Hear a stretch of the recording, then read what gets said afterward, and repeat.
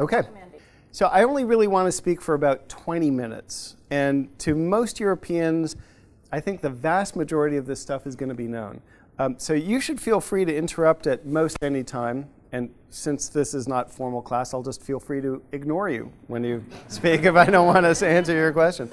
Anyway, okay. So stuff about EMU. Oh my God, I hope this works. Okay. So Greece has already defaulted once. Okay.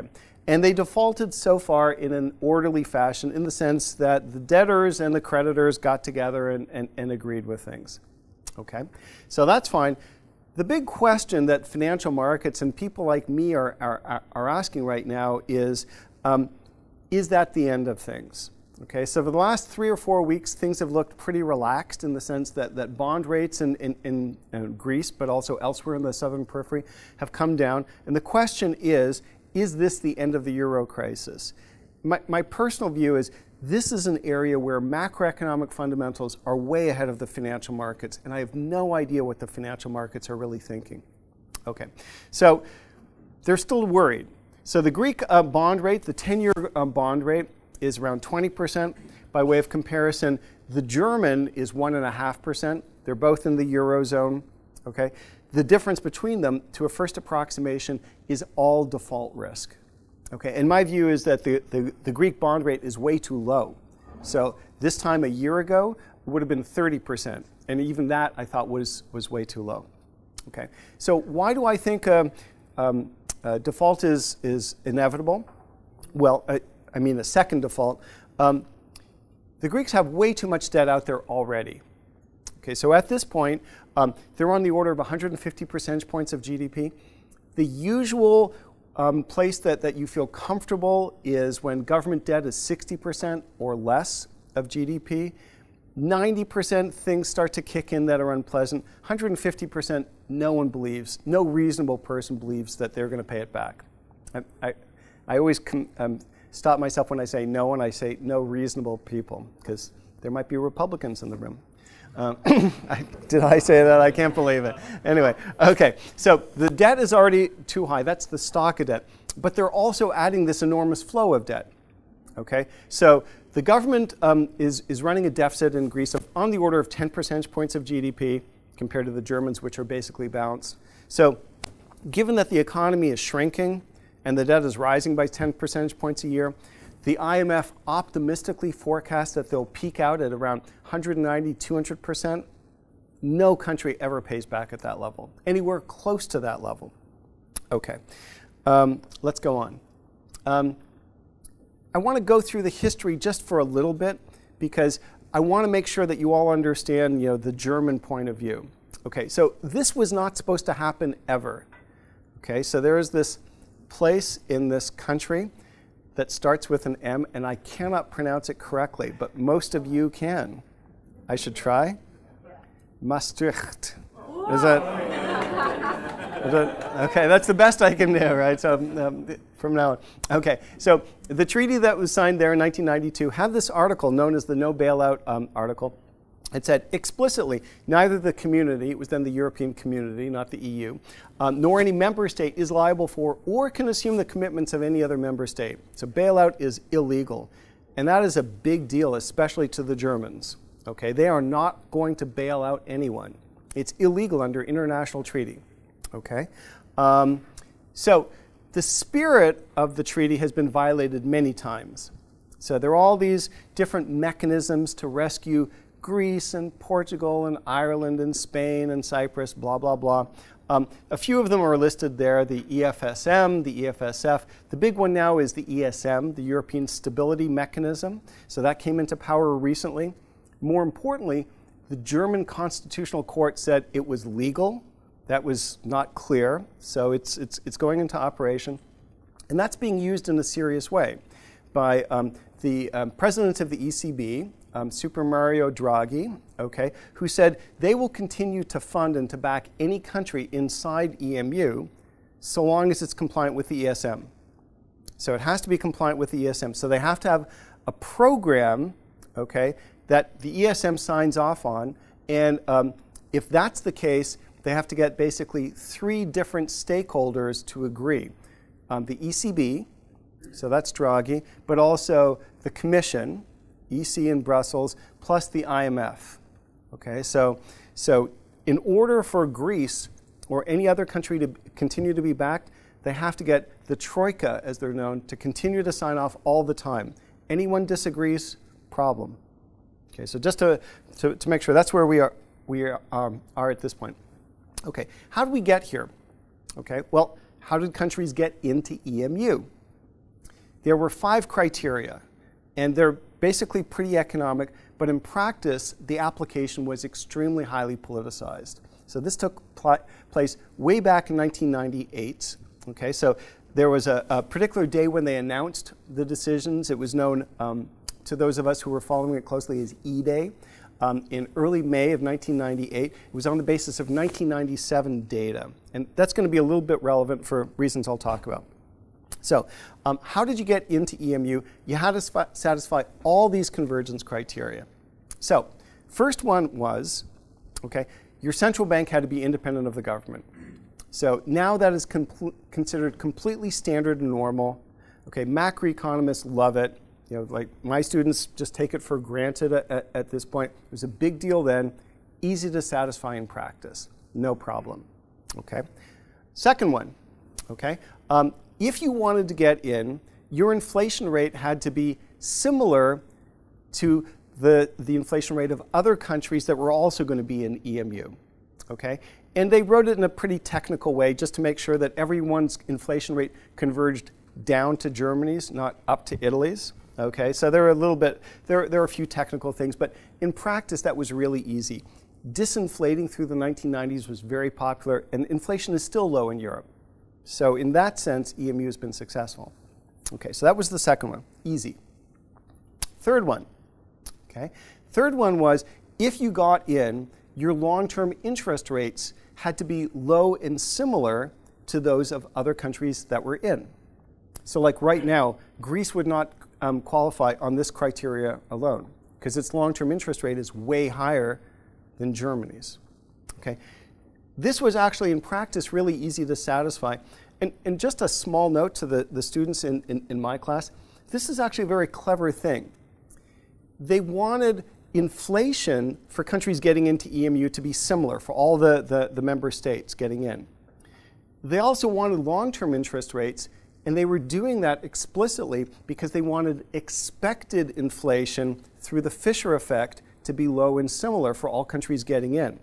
So they wanted the markets to say, not only is inflation similar now for countries getting in, but we expect it to be similar because you need similar inflation rates to get into EMU. So that was one that was very clever, easy to organize in practice. Okay, everyone satisfied that. The fourth one was even more trivial. Okay, if you wanted to get in, your exchange rate had to be stable for at least 2 years before you entered EMU. In practice, that's trivial because the bands are ludicrously high. So you have a stable exchange rate according to the Europeans if it fluctuates less than plus or minus 15%, so, which is pretty high, but there it is. Okay. All of the action took place on the 5th convergence criteria, the fiscal ones. You had to have a sustainable government debt. Okay, so what was that defined as? 2 things. There was a flow criterion and a stock criterion. So the flow criterion said if you want to get in, your government has to run a deficit of no larger than 3 percentage points of GDP or a surplus. And that was the one that almost no one got in, everyone was really worried about. So when they first created the Maastricht Treaty in 1992, everyone was way over 3. They worked super hard to get in. So 1997, Italy's deficit as a fraction of GDP was 3.00000, as far out as you can see. They just hit it. Okay, a bunch of countries, okay, were really worried about it and did very drastic things right beforehand. Greece got in and they never hit it. Okay, so it was clear they lied. Okay, there was just no doubt about it, and they had to officially restate their national accounts a year later. So if you look in the historical data, they never hit it. And that's one of the reasons why the Germans are really upset, because they said you should never have got in, okay, which technically is true. One of the interesting things, just in passing, is that there's a stock criterion. Economists like me don't fixate so much on the flow of debt, but more on how much is already out there, the stock of debt. And that had to be less than 60%. But in practice, if they had actually taken that seriously, Belgium would not have been able to get in, Italy would not have been able to get in, and you just couldn't imagine EMU without Belgium. You know, like, you're not going to have Brussels, the capital of the Eurozone, you know, of capital of EMU. That's not going to be inside the Eurozone. So they had to let those countries in, so they just forgot the stock criteria, which was probably a mistake, but there it is. Okay. But they were focused on the flow criterion, this 3% cap. Okay. So what did they do? The Germans said, not only do you have to hit that on entry, but in order to stay in, you have to maintain a deficit of no greater than 3 percentage points of GDP, or you face penalties. Now, Germany loved this. That was the price they exacted from France in order to say, we'll come into EMU without holding a referendum. Because if Germany had held a referendum, it would have gone down. Everyone knew that. Okay? In practice, this implies pro-cyclic fiscal policy. So during bad times, tax revenues evaporate, spending, especially on the social safety net, rises. That raises your deficit. And this is saying you got to cut your deficit during bad times. Okay, so it just strikes me as crazy. Students in my class, you know, that was the last thing that we did today, and that's showing up in the Stability Pact. Okay. Ironically enough, almost all the large countries ignored this. They flouted it in practice. So in this beautiful, delicious, ironic twist, Germany was the first big country to violate the Stability Pact. But they said, you know, we're large, so screw it. We're going to forget it. So they violated it starting in 2003. They did it for 4 years in a row, and it was never taken seriously. France also violated it, Italy, et cetera, et cetera, et cetera. Okay. It was revived just less than a year ago, and now they say we're going to take it really seriously now, and they may, but they haven't so far. So all of this pressure on fiscal policy is showing up as pressure for Greece to cut spending, raise taxes, and do so now. Okay, and so that they passed a budget just last week. They scraped it through, and that's a big deal. So they're cutting spending, raising taxes after a 4-year recession. So it's extremely unpopular in Greece. And of course, the same thing is happening in Portugal. Spain is worried about it. So it's not just Greece, it's the entire Club Med. Now, the German views is this is the right thing to do, okay? Because you've got the patient right where you can medicate them appropriately. Now's the time to operate. Okay, you want, and the Germans use this expression, you want to roast the meat when it's on the barbecue. But of course, if you're roasting it, it might catch fire too. So you might burn it, so that might be a bad thing. But that's the view. Okay, so that's where we get to today. The markets don't seem to believe it's going to work, shown by the 20% Greek bond rate, which I think is still too low. And many commentators agree with the markets. The point that I want to leave you with, okay, that I'm going to spend the next 5 or 10 minutes on is, I don't think this is the right way for you to think about the problem. This is the way the markets are thinking about the problem. It's not the right way to think about the problem. Okay, so I want to, having done the very straightforward thing, I want to mess with your head just a little bit. Okay, so here's the way things go. Okay, how should you think about EMU? Okay, I want you to ask 2 questions which in some sense are the same one. Okay, so from a theoretical point of view, I want you to ask, are the Eurozone countries, the countries that are in EMU, are they what's called an optimum currency area? That's a theoretical concept. I'll explain it in a second. It won't take long. Okay? The second one to think about is, do the European countries look similar in characteristics, and I'll be specific about those, to American regions? Okay, America is a well-functioning currency union. Why can't Europe be a well-functioning currency union? Is Europe similar in certain characteristics to America? Okay, so what's an optimum currency area? Okay, well, Mundell won the Nobel Prize for this just over a decade ago. And his question was, suppose that you take two regions. You can call them Belgium and the Netherlands, or you could say Utrecht and Amsterdam. When should they share the same currency? Doesn't matter whether they're countries or cities or regions or whatever. Okay? So it's sort of an interesting question, and it's completely directly relevant for EMU. Okay, so Mundell's answer was the following. If the two areas share a lot of trade, they benefit from trade. So suppose that some people live in Utrecht and commute to Amsterdam to work or vice versa, and that those two cities had their own currencies. You'd have to keep two sorts of monies in your pocket. You'd have to compare prices in one place and the other. It would be difficult to convert all the prices. It would be a pain. It would deter trade. Trade is good. So if two areas share deep trade links, all other things being equal, they should share the same currency. Here's the other thing. If they have similar business cycles, they should also share the same currency. Because if they share the same business cycle, they need the same monetary policy. Okay, so the second one is the key. Okay, so let's go into that in a little detail. Okay, suppose that two regions have very different business cycles. Okay, so let me move away from Amsterdam and Utrecht to, let's say, to choose an arbitrary example, Germany and Spain. Okay, so suppose Germany and Spain share the same currency, but suppose, just for the sake of argument, that people decide German manufactured goods like BMWs and Mercedes and all the high-end engineering they do are fantastic. And they start to buy them like crazy.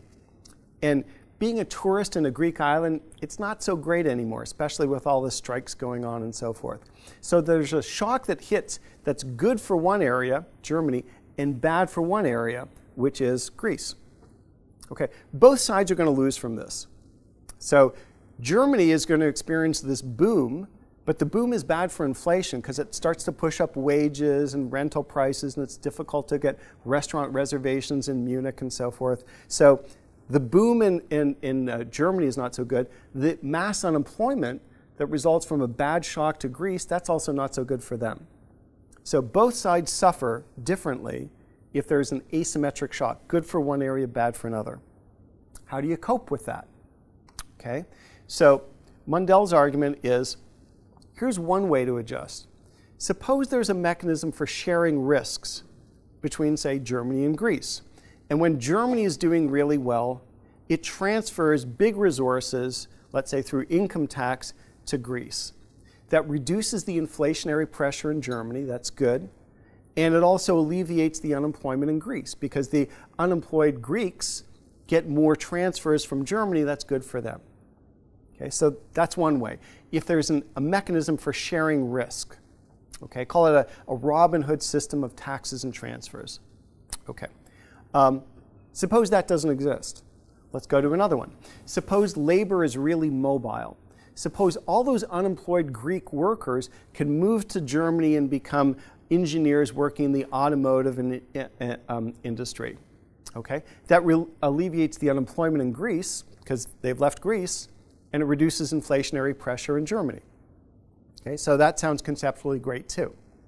Okay? So what's Mundell's argument? Mundell's argument is the following. Suppose business cycles are asymmetric. So what's good for one area is bad for another. And there's little risk sharing, okay? And labor is immobile. Okay, we'll talk about how realistic that is soon, but this is just a theoretical argument. Then you want Greece to have its own money because it's having a very different business cycle. There's no way to adjust to it, and Greece can have a depreciation, gain competitiveness. Germany loses competitiveness that reduces the inflationary pressures. They have different business cycles, and therefore they need different monetary policies. Okay, so let me apply this really quickly. Suppose that I think about the United States. Okay, first of all, does the United States have asymmetric business cycles? Well, basically, if California is doing well, so is Florida, so is New York, so is Texas. The whole country basically moves up and down. Not perfectly, but basically. But as I said, not perfectly. So right now, for instance, Ohio is doing pretty well, Nevada is doing really badly. How do you deal with that? Well, think about the risk sharing. We have this enormous federal tax and transfer system in the United States. When a state does well, some of its extra gains are taxed away through the federal income tax structure, and they go to the states that are doing worse off through block grants, which are called, income maintenance. We actually looked at it in my class just a couple of hours ago. So there is such a risk-sharing system set up by the federal government in the United States, and it works pretty effectively. Also, labor is pretty mobile inside the United States. So people are moving out of Nevada because it's really depressed and moving towards the areas where there are jobs. So if you think about it, the United States looks like a pretty good currency area. It's an optimum currency area. And that's one of the reasons why it survived for so long. Okay, what about Europe? Okay, first of all, are there asymmetric shocks? Sure there are. Germany is doing really well right now. Austria is doing pretty well. Finland is doing pretty well. Greece is doing terribly. Okay, Spain has unemployment north of 25%. Portugal, Ireland, the southern periphery, the Club Med is doing terribly. So there are asymmetric shocks. They're not all moving in sync. Is there a system of risk sharing? No. Okay, so the EC is small. Their budget is less than 1.3 percentage points of GDP, and almost half of that is thrown away on agriculture anyway.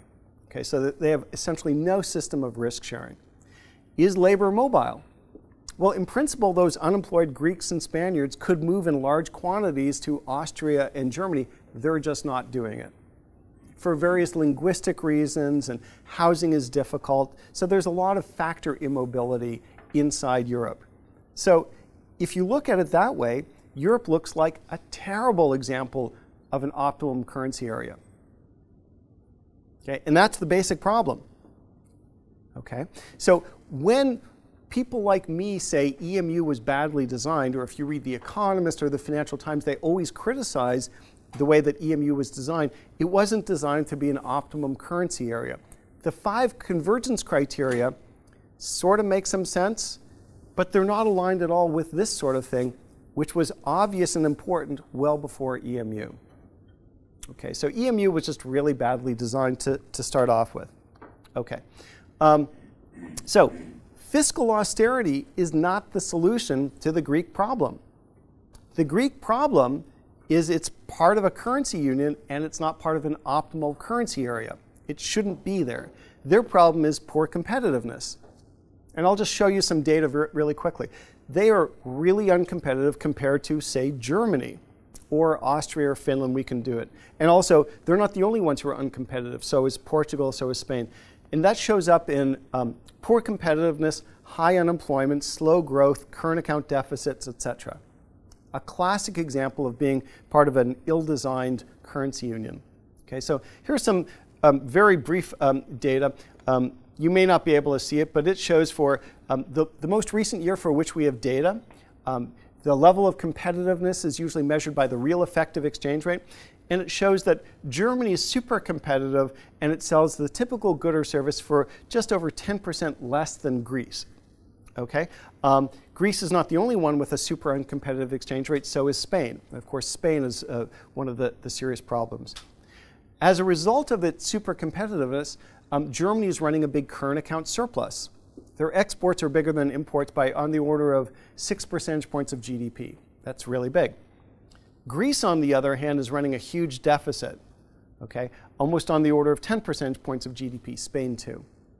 So this all works really well according to the theory. Okay, so let me just finish off. What's my bottom line? If you read the popular press, it's all about fiscal policy. And it is true that Greece has a very serious fiscal policy. But even if they could solve it, which I personally do not think is possible, but even if they could solve it, if they could raise taxes and cut spending to balance their budget, that's not going to restore growth. And it's really difficult to restore growth when you're cutting spending and raising taxes like crazy. The real problem is they're really uncompetitive compared to Germany, other members of the currency union. And that limits growth and employment opportunities. Okay? And there's just no easy solution for that. So my bottom line is that EMU is just sunk. There is just no way to rescue it. Now, they'll be able to paper it over for some period of time, but there is simply no way to get rid of this problem, at least not easily, not that anyone has ever come up with. Because they have this fundamental problem that they're all stuck within a currency union that was ill-designed and is operated as economic theory would expect it to. Okay, so, and incidentally, my last line is it could easily be worse than Lehman, and that is what I expect. Because I do think this is going to be a much more serious problem than the bankruptcy of Lehman Brothers, which was a very serious financial crisis. Okay, but I expect this to be worse. Thank you for listening. Go back to your drinks. Enjoy. Or listen.